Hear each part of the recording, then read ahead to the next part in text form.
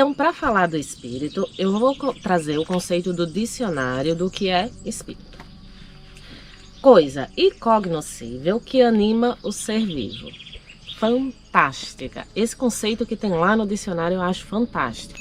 Coisa incognoscível, uma palavra muito difícil, mas é simplesmente algo que a gente não consegue entender com a nossa inteligência, a gente não consegue compreender, mas que anima o ser vivo. Perfeito. Espírito é exatamente isso. Não temos a compreensão do que é o espírito. Mas todos nós temos uma convicção dentro de nós, uma certeza de que temos o espírito, de que somos o espírito, de que há algo a mais do que a matéria. Pouca gente acha que não, mas a maioria de nós sim. Então, a gente não consegue saber o que é o espírito. Mas lá na Bíblia diz o que é fruto do espírito. Então, se a gente souber o que é que vem do espírito, o que é fruto do espírito, fica fácil da gente compreender o quão bom é essa nossa esfera espiritual, o quão perfeita ela é. Vamos ver o que é que diz que é fruto do espírito na Bíblia? Amor, alegria, paz, paciência, amabilidade, bondade, fidelidade, mansidão e domínio próprio. E ainda conclui que contra essas coisas não há lei. Para que lei contra a bondade, amor, mansidão e domínio próprio? Isso nunca vai ser demais. Isso nunca vai ser exagerado. Não precisa lei contra isso. Então não precisa lei contra o nosso espírito. Não precisa fazer nada para a nossa parte espiritual, porque ela é perfeita e o fruto dela é só coisa boa. A gente só precisa ser. E olha só, não vamos confundir deixar que o nosso espírito se expresse livremente com achar que a gente nunca mais vai ter emoções fortes, que a gente nunca mais vai se chatear, que a gente nunca mais vai ter raiva. Quando a gente for estudar as emoções, a gente vai ver que isso é impossível, tá? Somos espírito, mas também corpo. Não dá para ser só espírito, estamos na Terra. Corpo dói. Então vamos lá. O temperamento se refere a traços básicos relativamente estáveis, expressos principalmente nas características formais de reações e comportamentos. Esses traços estariam presentes desde o início da vida da criança. Isso quem disse foi Strellau, que foi um grande estudioso dos temperamentos humanos. Então, o temperamento pode influenciar características como níveis de energia, sensibilidade emocional, padrões de sono, reatividade a estímulos e interações sociais. E é importante ressaltar que o temperamento é diferente da personalidade, que é mais moldada por experiências, cultura e ambiente.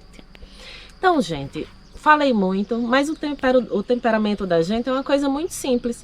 É aquele nosso jeito de ser que já veio e ainda não teve nenhuma interação com o mundo. É a nossa essência, é aquele jeitinho que Deus quis que a gente fosse. Ou seja, a minha sensibilidade vai ser diferente de quem tem um temperamento diferente de mim. O meu nível de energia vai ser diferente. Existem temperamentos que são de extroversão, ou seja, pessoas se carregam com a energia dos outros. Outros temperamentos são de introversão. Eu preciso estar só para me carregar. E quando a gente pretende que o outro seja igual a gente, como assim você não gosta disso? Como assim você não quer socializar? Como assim? Cada um tem seu jeito de ser. Então agora que a gente vai estudar os temperamentos, a gente já sabe que as feridas faz com que a gente adote alguns padrões de comportamento. Então as pessoas vão errar porque tem dores, né? Os temperamentos são diferentes, então o outro é diferente de mim. E isso vai fazer com que a gente trabalhe também a nossa aceitação, não é? Principalmente quem tem a ferida do controlador tem muita dificuldade de entender o jeito do outro e de deixar que o outro seja ele quando a ferida não está curada. Então, esses temperamentos humanos são uma forma de classificar e compreender as características e padrões de comportamento das pessoas. Essa classificação é baseada na teoria dos 4 temperamentos, que remonta à Grécia Antiga e foi desenvolvida por Hipócrates, considerado o pai da medicina. São divididos em 4 categorias principais: colérico, sanguíneo, melancólico e fleumático. E a gente vai estudar agora um pouquinho de cada um desses temperamentos. O temperamento colérico Tem o tipo psicológico extrovertido. E colérico a gente já pensa em cólera, em raiva. E tem a ver sim, porque a emoção principal que domina essa pessoa é a ira. Essa pessoa tem muita raiva, mas a gente vai entender que tudo isso tem que ser bem usado e deve ser bem usado, o que é bom. Pessoas com temperamento colérico são estimuladas por desafios. Têm grande habilidade para liderança, são práticas e determinadas. No entanto, precisam atentar para características como egocentrismo, intolerância e impaciência. Quando não controladas, podem tornar-se manipuladoras e dominadoras. O desenvolvimento da humildade é fundamental para equilibrar esses traços, permitindo que a determinação e liderança se manifestem de forma centrada e confiante, conduzindo a grandes conquistas pessoais. O objetivo é transformar o fogo impossível em uma chama controlada e poderosa. E aí, vocês lembram do perfil do controlador? Agora vocês imaginam se alguém sofreu a ferida da traição e tem o comportamento, ou o temperamento colérico? É uma pessoa difícil de controlar, hein? Temperamento sanguíneo. Tipo psicológico, extrovertido, não é? Então, extrovertido não quer dizer que toda hora a pessoa tenha que estar com pessoas ou em ambientes, mas é como ela se sente bem, é como ela se recarrega. E às vezes, todos nós somos um pouco extrovertidos, um pouco introvertidos, mas tendemos a um lado ou ao outro. Tem alguns signos, não é? Que para entender os temperamentos existem testes de temperamentos, existem várias formas. Eu vou deixar um quadrinho que pela data de nascimento você consegue identificar qual é seu temperamento, tá? Eu achei uma forma prática, foi uma forma que eu aprendi no meu curso de psicanálise e espiritualidade, e eu vou usar o quadrinho deles porque é uma forma prática. Se você quiser fazer outros testes, você pode fazer, mas se quiser identificar o seu temperamento pela data de nascimento, também é uma opção válida, tá bom? Então vocês vão ver lá que tem alguns signos que tem 2 temperamentos, que às vezes é fleumático e melancólico, sanguíneo e colérico. Então vão ter momentos que a pessoa vai se comportar mais com um temperamento e outros momentos com outro, tá bom? Então o tipo psicológico do sanguíneo é extrovertido. A emoção é a alegria, enquanto o colérico é raivoso, mas é um bom líder. Esse daqui é a alegria pura, é aquele tipo sociável, é aquela pessoa que sem ele não tem festa, é o sanguíneo. Então, pessoas com perfil sanguíneo são comparadas ao elemento ar, sendo descritas como envolventes, enérgicas e extrovertidas. Elas buscam ser o centro das atenções e são comunicativas, animadas e de fácil convivência. Sem controle, podem se tornar inconvenientes e importunas. Desenvolvidas, tornam-se agradáveis e otimistas. Pontos fortes incluem comunicação, resiliência, adaptabilidade e entusiasmo. Áreas a serem trabalhadas são impulsividade, falta de atenção, superficialidade e exagero. Gente, o ar, ele é superficial, ele é uma brisa. Como é que o ar para em algum lugar? É o elemento, não é? Aí você quer colocar uma pessoa dessa, extrovertida, simpática, sociável, leve, para trabalhar trancada no escritório na frente do computador sem falar com ninguém? Você entende como é importante você se conhecer, até para você prestar um serviço à sociedade bem feito, para você fazer seu trabalho bem feito, com amor, com alegria, para você ser feliz. É muito importante o autoconhecimento. O autoconhecimento deveria ser matéria obrigatória nas escolas. Temperamento fleumático. Tipo psicológico, introvertido. A emoção, medo. É uma pessoa que vibra mais na emoção medo. As pessoas fleumáticas, comparadas à água, buscam repouso e se adaptam ao ambiente, sendo tranquilas e pacientes. Organizadas e diplomáticas, podem ser rodeadas de amigos. No entanto, é necessário evitar acomodação, pois como a água estagnada, podem tornar-se desmotivadas e indecisas. Desenvolvidas, tornam-se conscientes e confiáveis, com pontos fortes em equilíbrio, mas precisam superar lentidão e resistência à mudança para um pleno desenvolvimento. A água, né, gente? A água, ela se adapta facilmente, ela se molda, então ela acaba se acomodando. Ó. Esse tipo psicológico precisa de alguém ali motivando, porque a água não tem pressa. Ela sabe que onde ela estiver, ela vai dar em algum lugar. Se ela estiver parada no vaso, ela vai evaporar. Se ela estiver no rio, ela vai dar no oceano. Ninguém para a água, ninguém segura a água, ninguém prende a água, então a água é relaxada demais. E aí ela precisa de uma motivação. Mas é um perfil maravilhoso e esses 4 temperamentos é o que vão moldando a nossa sociedade. Perfil temperamento melancólico. Tipo psicológico, introvertido. Emoção, tristeza. Esse temperamento é comparado à terra, destacando solidez, profundidade e consistência, semelhantes às rochas. Pessoas assim são analíticas, persistentes e buscam a ordem. No entanto, podem tornar-se pessimistas e críticas se não controlarem essas tendências. Desenvolve-se sendo obstinadas, sensíveis e leais, com pontos fortes como lealdade e dedicação, mas precisam trabalhar em aspectos como egoísmo e inflexibilidade. Equilíbrio é essencial para promover crescimento pessoal. Não é então como a terra nutre, a terra acolhe, mas também às vezes é dura como a rocha. Então, é um temperamento que serve áreas para trabalhar e áreas para desenvolver, como todos os perfis aqui. O que é importante de a gente aprender dos temperamentos e ficar para a gente? Cada um tem um jeito de ser e você deve estar se perguntando, então, os perfis são divididos só em 4? Só existe 4 tipos de pessoas? Claro que não. Temperamento e função. Então, eu vim com um temperamento, mas eu também vim com uma missão. Então, essa minha missão, essa função que eu preciso desenvolver aqui no planeta Terra, vai me fazer ter uma sensibilidade completamente diferente de quem tem um temperamento igual ao meu. Eu vou vir numa família diferente, eu vou sentir diferente, eu vou ter experiências diferentes. Então, por mais que o meu temperamento seja igual ao seu, somos pessoas completamente diferentes, porque nenhum ser humano tem a mesma missão que o outro. Nossos espíritos são únicos, com funções únicas. Então, temos coisas semelhantes como humanos, mas ninguém é igual a ninguém. E isso é muito importante para você dar a liberdade do outro ser como é. E aqui eu também peguei essa frase do meu curso de Psicanálise e Espiritualidade, que eu achei fantástica, que diz que o super esforçado colérico fabrica invenções do genial melancólico, as quais vendidas pelo elegante sanguíneo e desfrutadas pelo afável fleumático. Fantástica essa descrição. Tá entendendo que cada um faz sua parte e a gente interage para fazer com que tudo dê certo? É só cada um saber no que é bom e correr atrás daquilo.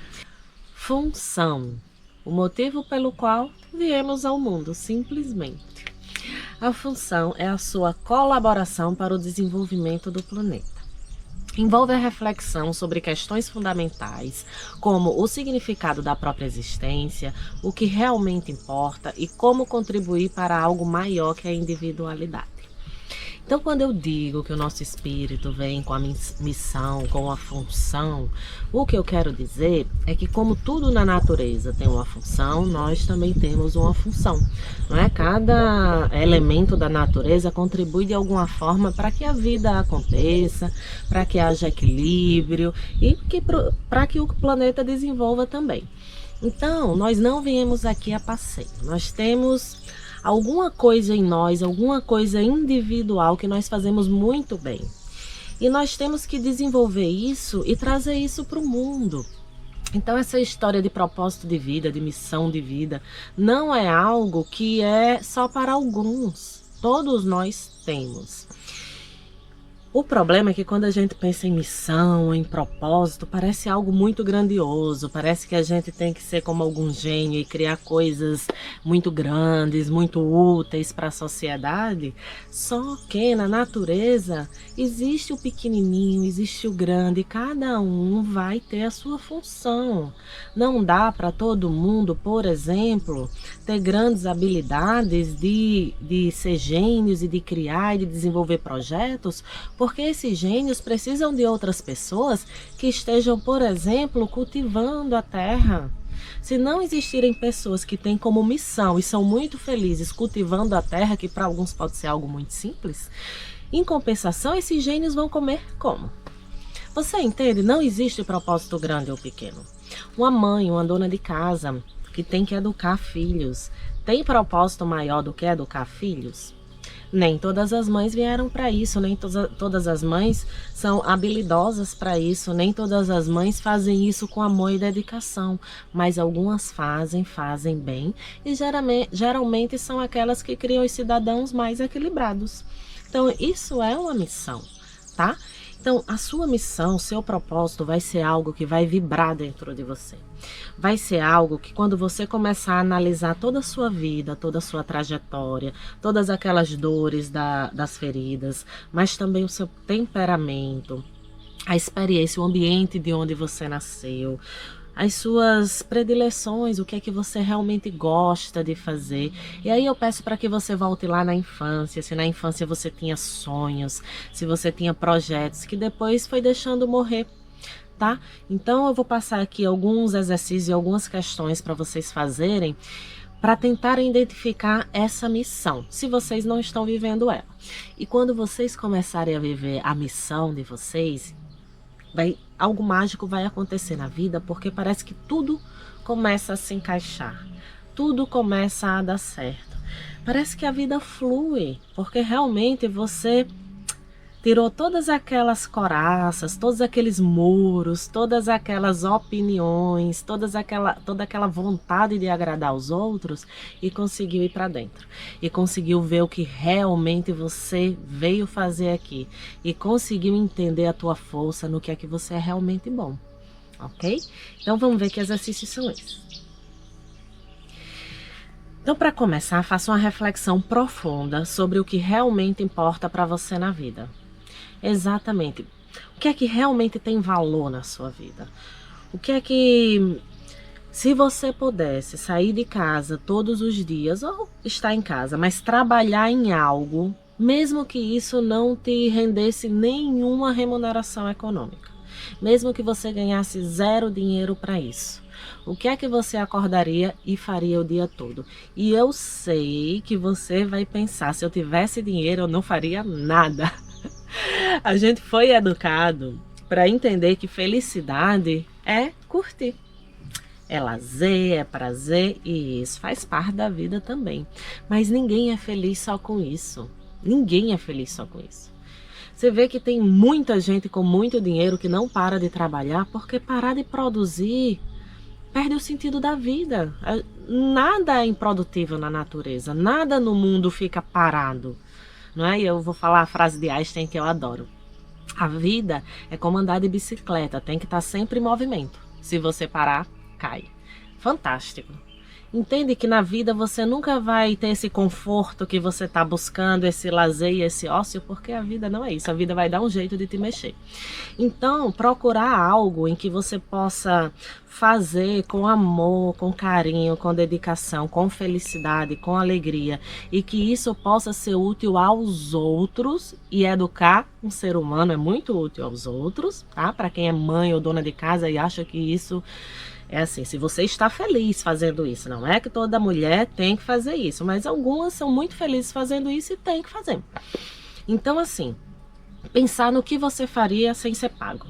No que é que você poderia todos os dias acordar e trabalhar naquilo para o resto da sua vida e você não sentiria que fosse um peso, não sentiria que fosse trabalho. Né? Então, tem que ser alguma coisa que faça muito sentido para você, tem que ser alguma coisa que vibre no seu coração. E eu acho isso engraçado porque muita gente diz, eu não tenho isso, eu não tenho nada que vibre, não tem nada que eu queria fazer. Gente, você só não se conhece. Quem pensa assim ainda não se conhece. Tá tão limitado, se vê tão pequeno, se vê tão limitado que não consegue mais lembrar dos sonhos que tinha. Não se vê capaz de correr atrás desses sonhos. Olha para trás e diz, ok, o que eu construí não vai dar nunca para chegar lá onde eu quero.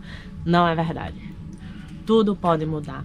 Tudo pode mudar e a gente vai entender como fazer isso ainda. Mas, por favor, a partir de agora tente procurar no que é que você vibra. O que é que te faz feliz de verdade. Tá? Uma dica também é você tentar lembrar na infância no que é que será bom. ou na adolescência, quais eram as tuas habilidades naturais? Eu já nasci da barriga da minha mãe dançando e sempre fui ótima em dança e sempre tive ritmo e sempre amei. Desde pequenininha ninguém me dizia nada e eu já estava lá dançando. Eu tenho habilidade para essa coisa de arte, de criatividade, e isso é uma coisa que eu consigo ver desde a minha infância. Então, tenta ver no que é que você é bom. Tem alguma coisa que você fez bem, e mesmo que você tenha feito essa coisa errada, ou mesmo que você nunca na vida tenha feito essa coisa, mas se você tem muita vontade, se você tem um projeto, se você tem um sonho, você tem que correr atrás, senão sua vida não vai ter nenhum sentido. Que vida é essa? Vivendo o que alguém disse que era bom pra você. Às vezes a gente faz isso, às vezes a gente escolhe um caminho baseado na vontade dos pais, para não desagradar pai, baseado no que a sociedade considera como um bom trabalho, baseado muito na expectativa dos outros. Então, assim, de repente não é o seu caso, mas se é o seu caso, comece a pensar, tá? Comece a pensar se você acorda e é feliz com o que você vai fazer do seu dia. E por aqui terminamos essa aula sobre a função e vamos para a mente.